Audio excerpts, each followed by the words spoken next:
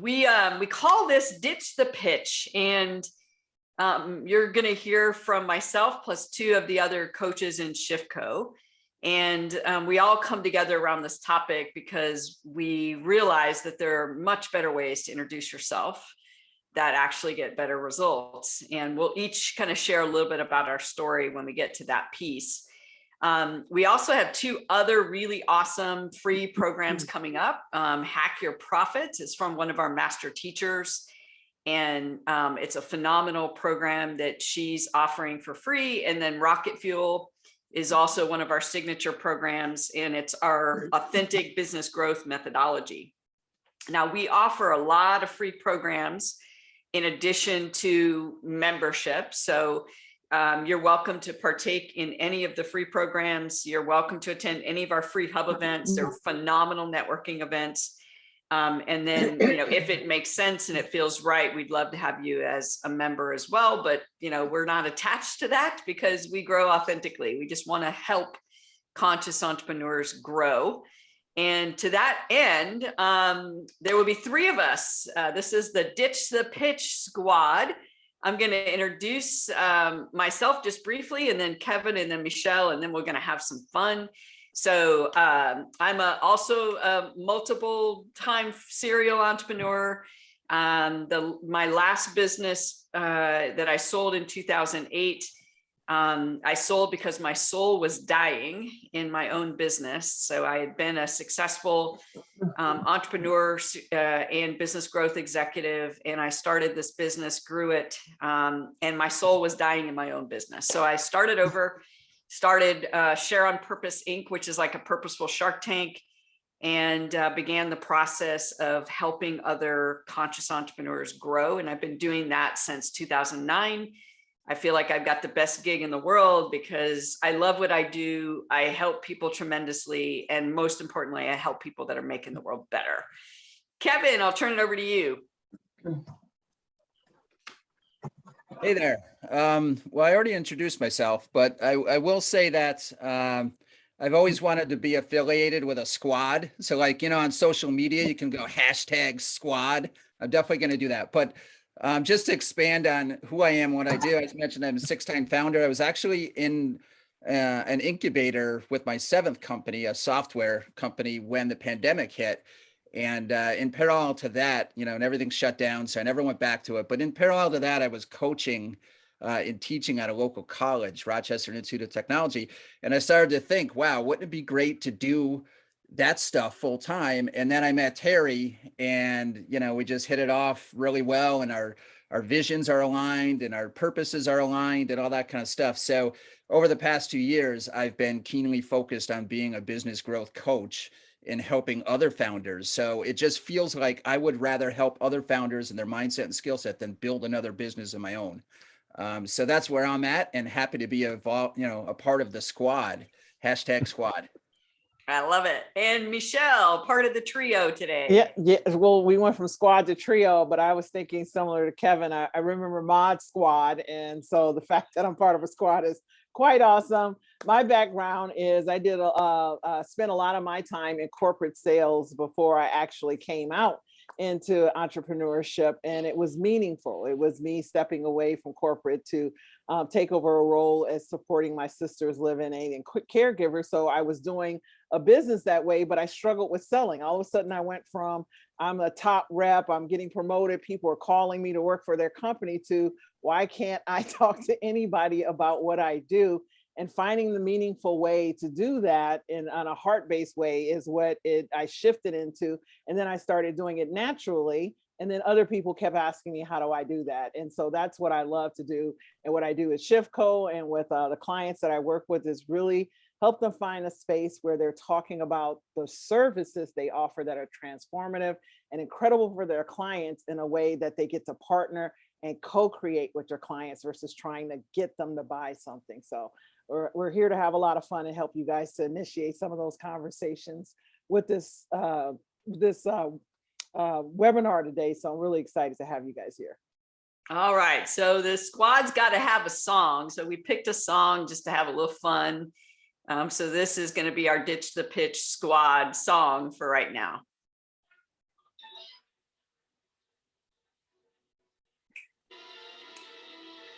Who can recognize, name that tune? Ghostbusters. All right.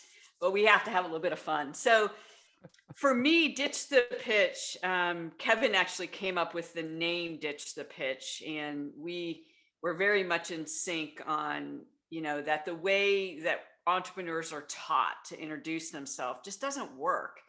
And I remember when I first became an entrepreneur in 2002, and my coach said, "Oh, you got to go to networking events, and here's your little elevator pitch script." And I would go to networking event after networking event, and I would read my 30-second elevator pitch, and nobody cared. And so I was like, okay, this isn't working. And I'm one of those people, like when something doesn't work, I just try something until I figure out what does. And so I started playing around with what could I say that could make someone want to actually take my card. And that's basically where the origination of some of these ideas came from. So what we're going to share with you today is what demand really is. Demand is people wanting your services. Think about that, or products. Demand is people wanting your product and services. I remember that I wanted this Apple Watch for a year before I got it. I wanted this product. So what we're really talking about is people wanting to talk to you when you network with them. And then differentiation, which is Kevin is our master coach on differentiation, and Meshell is our master coach on demand gen.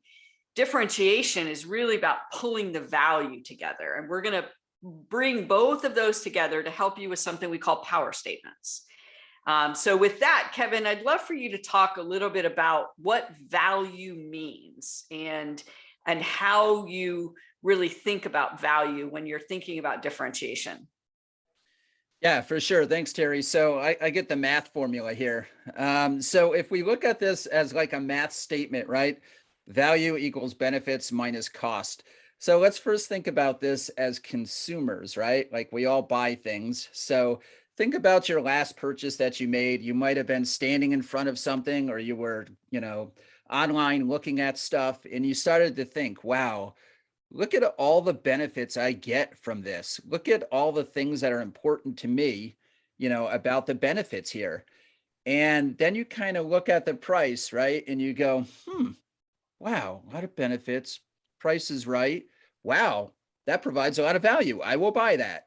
So it's kind of goes on in your head, right? Like subconsciously mind chatter, mind noodling, that kind of thing. And that's how the most important benefits to you are how you get to the option that you choose when you've got many options to pick from when you're buying something, right? So remember that thought. Now think about this as an entrepreneur. Okay, if you focus on how your buyer benefits from your service, you're really impacting this formula, right? And if you start to think about your business and your business model, when you focus on value, your business model becomes how you create, deliver, and capture value. And when you start to align your gift or superpower around your business model and the value that you provide, that's when things get really interesting, right? That's when you start to achieve purpose plus profit. And we'll talk about that more about that today, later today. But that's the focus, is on value. So I've kind of aligned everything that I do, and we teach this in the pathway on ShiftCo. Everything I do for my business, I align around value, the value that I can provide to my buyers, right? It's from their eyes, it's serve me by solving my problems, right? And the way that you solve my problems is by providing value to me. So it's all kind of related around the word value. I love that. And the serve me by solving my problems and leading that. Think about when someone taught you the elevator pitch, it has nothing to do with that. It has to do with about who you are and what you do. It has nothing to do with the value you provide. And so what happens is it kind of feels like that Charlie Brown, wah, wah, wah, like no one's listening, right? So we want to figure out how to pull out the value. So that's like idea number one, is our power statement in how we're going to ditch the pitch is we're going to talk about the value we provide. So that's number one. Part number two is really this idea of most of what we're doing is trying to get people to buy. This is why marketing doesn't work, is it tries to get people to buy. And what demand generation does is it instead focuses on building the relationship. So when we teach demand generation, and this is the Rocket Fuel program that's happening free in March. When we teach demand generation, what we're teaching is how to build relationships with people, and don't try to get them to buy. Just serve them and show them the ways that you serve them. If they want to buy, they'll buy from you. And the powerful thing about that is that's what creates demand. If you just simply make enough people aware that you exist, serve them so that they're like, wow, this is really cool. I want to learn more about what they do. And then eventually when they're ready, they will want to buy. That authenticity creates a demand engine. So Meshell, who's our master coach on demand generation, when you think about creating a demand engine, what does that mean to you? Well, I love the where Kevin kind of left off and talked about value. So as everyone here, you know, Meshell, Adam, Mary, you guys all introduce yourself. You alluded to or talked about the thing that you value most and how you help your clients, right? So what generally happens is this value gets lost when you're trying to get people to buy. So you've gone from the energy of, I have something value and incredible to offer. I'm excited about how I get to work with these people. I'm excited about how I get to, so you hear the get to, I get to change the world. I get to make an impact. I get to leave people better off. But then I gotta get clients, right? So the energy takes up, it totally drops, the focus drops, and it's about you getting something versus where you started was where you were giving something. So what we do with demand is we help you to find the activities that align with that same energy that are unique and purposeful to you, so that now you're creating what we call meaningful money, right? And that's part of some of, you know, programs that Terry has. But again, so getting people aware is the first thing. You're introducing yourself. So now they've met you, they're aware. So how do I get them interested, right? So again, when you're doing the elevator pitch, they're like, it's want, want, want. So they were aware and now they're drifting. So that introduction is how you keep their awareness. And the interest is when they ask a question, they're curious. And that's how you know. You do this power statement, what you're going to show you. And then, oh my God, tell me more. Oh, how do you help people, right? This still doesn't mean they're ready to buy. What people do at this point is the energy gets lost again, because now they start talking about what they do. They start trying to pitch them and close them. What we're teaching you is how to just hold their awareness, their interest, pique their curiosity, so that they have leaned into you and you're just having a conversation about how you serve, how you've helped other people, the transformation they could possibly experience, what is their challenge. So it's very conversational, it's very at ease, and your energy really draws them to you because you're actually not trying to sell them when everyone else in the world is. You're more curious about how you can support them, how you can help them with a solution, and that takes them into desire, and those takes them into action. So the first part is at each one of these levels, it drops off. It'll start with 100, go down to like 50 or 30, then it goes down to 10, and then the act is 1. So the more people you have aware that you keep aware and keep them interested, the more opportunity you'll have for buyers. So that's how you keep this demand pipeline. And this is the part where, so it all starts, if you hear, it's the value, staying and holding the value throughout the conversation is how you get more people to buy. Oh, I love it. I love it. Meshell, you nail on the head. I love it. So this aware and interest piece, when I began to experiment with this, remember, in 2002, I'm going like I was taught, handing out hundreds of cards at all these networking events. No one was not only were they not buying, but they were tuning out, right? And everybody was just handing cards out, right? So I just started experimenting. That's my jam. It's like, if it didn't work, and try something else. So I started experimenting, and I would try different things. Well, all of a sudden, one day, I said something very simple. I said, the value I provide is, and I said one sentence, and then I stopped because I'm like, well, that was kind of cool. That sounded kind of neat. And the person said, can I have your card? And I'm like, that's cool. So I went to another person, did it listen, I listened to their whole 30-second elevator pitch and, again, tune it out because it's all about who I am and what I do. And then I said, the value I provide is insert pause. Can I have your card? So that's what we call demand. Demand is people aware, interested, and wanting to buy from you. They wanted to talk to me. They were interested and on their way to desire. It all starts, though, with awareness. So think about it this way. Go to the far right. Someone cannot buy from you if they don't want what you have, desire. So someone has to desire buying your services in order to buy them. Act. So act, desire. They got to want to. Before they want to, they've got to become interested in learning more about what you do. They're not just going to go, oh yeah, here's my credit card, buy. They've got to become interested in order to desire what you have in order to actually purchase. Well, they have to become aware that you exist before they can ever be interested. The biggest problem that we have is we don't have enough people that are aware. Michelle hit the nail on the head. It takes an average of 100 potential buyers to be aware for one person to actually purchase. So that whether you're networking or speaking or doing podcasts or on social media, whatever your way is to build awareness, what you really need is we need more friends. We need to meet more people.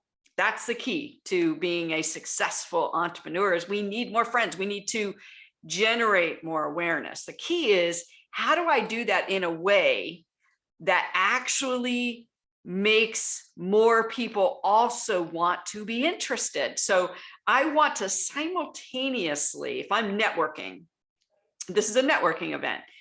Hopefully you're writing down people's names and connecting with them on LinkedIn. This is a networking event. So I need to simultaneously be aware and interested. Well, how you introduce yourself determines whether or not the person is interested. So Kevin, you've mastered this. Give us an example of how you introduce yourself to when you're out there networking.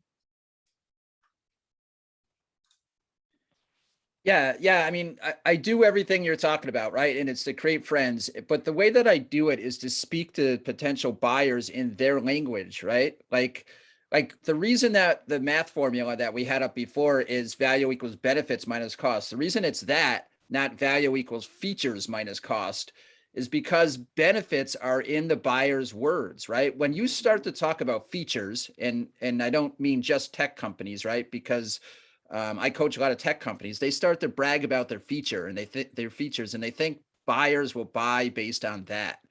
But really what it is benefits, right? Features are the tech or your expertise.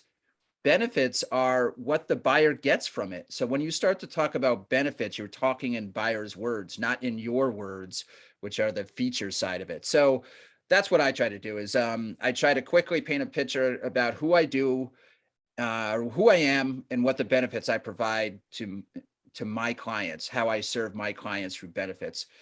And the whole idea with the elevator pitch, right, was, you've got 90 seconds or 60 seconds or 30 seconds to convince somebody in an elevator to give you a meeting so that you can expand on what you do. So when you first talk to somebody to get them interested, you want to say things that are compelling and you want to talk to them in their words.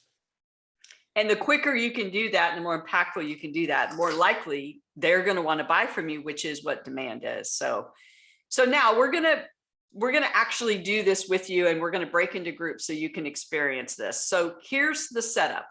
Most of us were trained, or we're mirroring other people to give an elevator pitch. And we're talking for a long time about who we are and what we do, but we're not talking about the value. If you just Google elevator pitch formula and look at that formula, it is not about value. It's all about who you are and what you do. That doesn't work.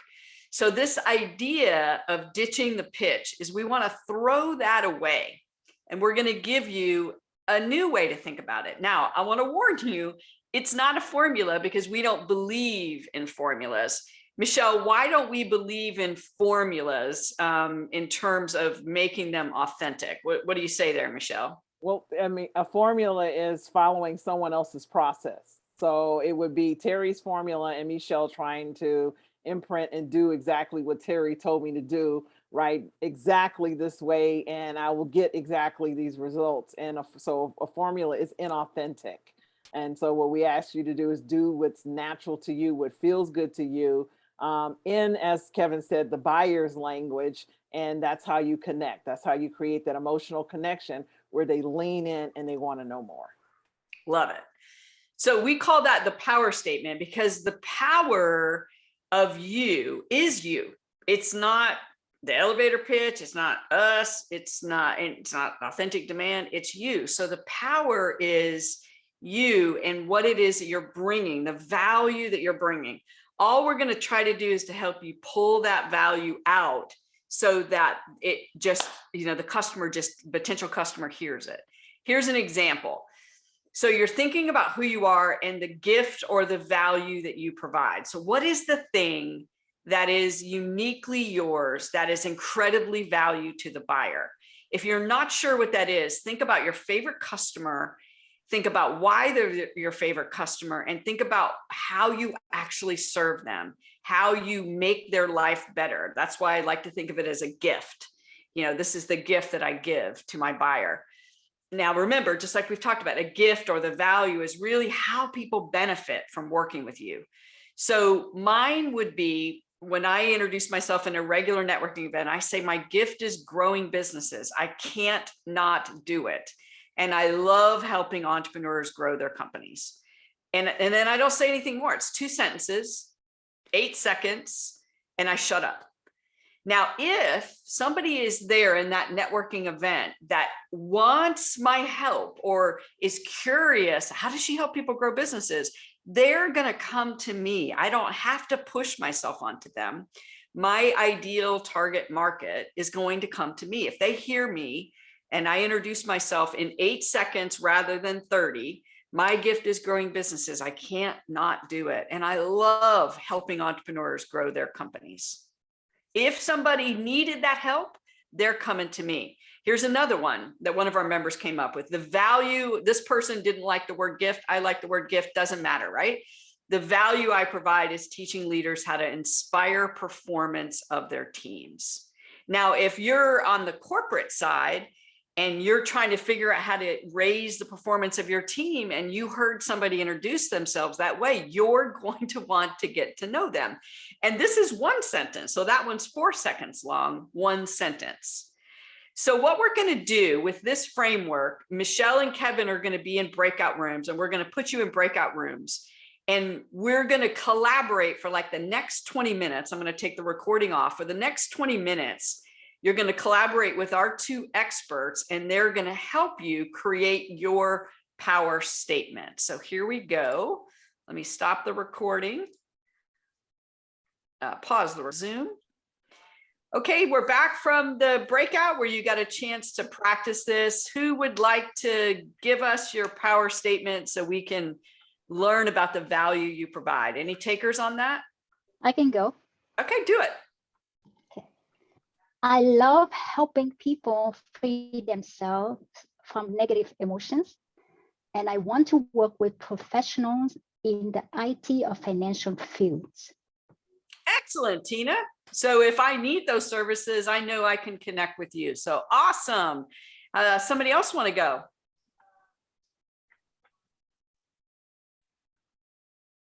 Don't be shy.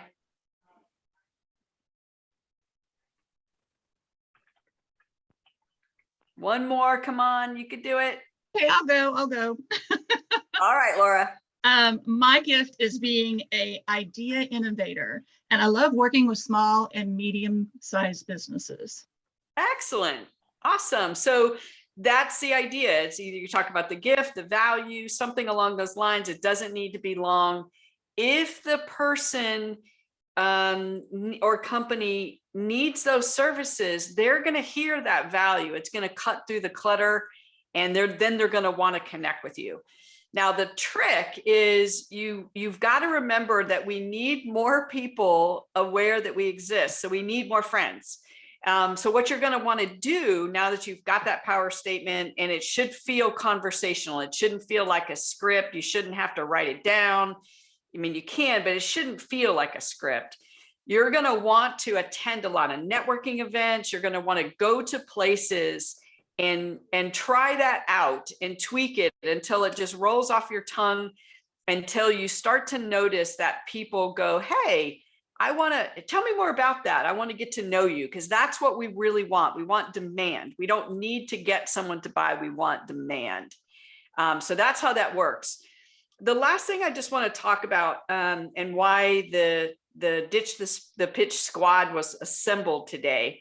I'm a big researcher and I look at trends. And one of the things that I started researching about 15 years ago is what were the common ingredients in successful companies of all sizes. And I started with a list of 100 different things. And I started evaluating hundreds and hundreds and hundreds of companies, and started evaluating what did these companies have that were successful and these companies didn't have. It's called a factor analysis. And what we found is there's 3 things that you need to build a successful business. One is fit. And fit is where the business fits you naturally. So for example, some entrepreneurs don't want to build a 7-figure business. They want more of a lifestyle business or a balanced business. So they don't want to have employees. They don't want to have contractors. And so they would build one type of business. I'm going to build a different type of business. I'm a builder extraordinaire, and I'm already working on the next business we're going to launch next year. So the fitting you is a really important piece. And as a person who's unfortunately built a business that didn't fit my purpose and my passion, it's a miserable existence. So fit matters. And if there's anything about your business that just you don't enjoy it as much as you think, let us know, because we can send you to some training that we have on fit to show you how to make some changes to that. The second thing is differentiation. That's where Kevin comes in. And differentiation is the hardest thing that you will do, but it is the thing that that will make your business the simplest to actually run. And that's that whole idea of focusing on the value. And then of course, Meshell's expertise, which is on demand generation. Demand generation, when you create a demand generation engine, that is the key to freedom. So the great news is you only need to master 3 things for your business to grow successfully. Keyword is master. So Kevin and Meshell, I'd love for you guys to comment when we talk about master these 3 things. What do we mean by that versus learn them? Well, I'll jump in. Master, for me, if you think about, you've heard it say like the 10,000 hours of repetition. Master means similar to what Terry says, you can't not do it. So it becomes part of your identity. It is something that it's, I always tell people, think about something that people ask you to do that you don't even blink an eye. If it's cook a dish, you're like, oh yeah, you go to the grocery store. You don't need the ingredients. You know exactly what to buy. Or if you go to someone's house and they ask you, you can go work around it. You can adapt it and edit it accordingly and still make it delicious with the minimal that you have. That's what a master does. And so this is where we're helping you to create that cadence, support you, where we have communities and mentors and all those things so that you can find that unique lock and key fit. So it's the mastery for you, not the way I do it, not the way Kevin does it, not the way Terry does it, but the way you do it. So it feels good to you. That's very important to us. I love that. Kevin, for you in mastering, I know that the passion and purpose is really part of the mastery. So the passion and purpose, Kevin, how does that differentiate businesses? And when you're working with them, how do you help them pull those things into the way that they differentiate themselves? So passion and purpose, I mean, together, right? That's what conscious entrepreneurship is all about. So it allows them to feel good while they're doing good, right? So to me, mastery and all those things are about habit stacking, right? Like it becomes a habit for you to do it. You almost don't have to think about it. You really are a lifelong learner of it, but it becomes a habit and you start habit stacking it. And together, you know, when I coach up people and they have this type of focus, passion and purpose, I mean, they're centered, they're aligned, they're thinking about their business in the right way, you know, of serving buyers. And not everybody does that, right? Like when I go and coach tech companies, they're so focused on their platform and the feature set that they have. They just keep building out the feature set, building out the feature set. They say we're different than our segment competitors because we have better features. We have more features. And again, you know, we just spent a lot of time talking about benefits and its relationship to value. So I think when I can get my founders that I work with to think this way in mindset and skill set, because it's both, you know, that's when they become really powerful. Yeah, I totally agree. And I know for myself, purpose for me is fit, differentiation, and demand. Like when the business fits me, it's because it's on my purpose. When people talk to me, they can feel that my purpose, which is to inspire potential, is everything that I do. And that both differentiates me because it's unique to me, but it also is what creates demand. So I'll end where we started, and that is we offer free training, 2 to 3 events every month. They're all phenomenal. They're all from our master teachers, our coaches, and our mentors. We do that because we want to advance conscious entrepreneurs. We want you to be more successful. And if you can't afford a ShiftCo membership right now, the ShiftCo membership is $195 a month. We don't care. Attend all of the free training that you want because we want to serve you and help you grow your business. I also want to encourage you to attend our hub networking events. They're amazing. They're in 8 different markets now. You can attend any of them, you know, hopefully one that's close to you. They're an amazing group of people. And I want to thank my Ditch the Pitch squad. Meshell, any closing comments? And then Kevin, any closing comments as we wrap up? Just to say, piggyback on what you've heard here today, our you know, ShiftCo is really about helping conscious entrepreneurs grow businesses that matter, because our goal is we really want to impact humanity, to make business what it's meant to be, you know, about humanizing how people do business with people. And so helping you to do something and thrive, this would really change the way the world operates and how we connect. So we're glad to have you here. Look forward to seeing you in the community on another call. However, connect with us on LinkedIn. We really do believe in supporting small business. So any of us would be more than willing to have a conversation and support you in any way. Thank you, Meshell. And Kevin, you want to wrap us up? Yeah, just one more quick addition to power statements, because, you know, the focus of our time here together today. The other thing about when you present something in the buyer's words that's very concise and short is that other people tell other people about who you are and what you do, right? How many times do you ask somebody, hey, do you know anybody that does this? And then if you can, like, if you give somebody a really long introduction and they don't quite get what you're talking about, how are they ever going to refer you to somebody else? So actionable item to also leave this session with. Oh, that's a great tip. And that happens a lot to our members, where they'll introduce themselves and someone that they meet heard the value and said, hey, I don't need your services, but I know somebody that does. Well, thanks everybody for joining us. I'm going to go ahead and turn the recording off, and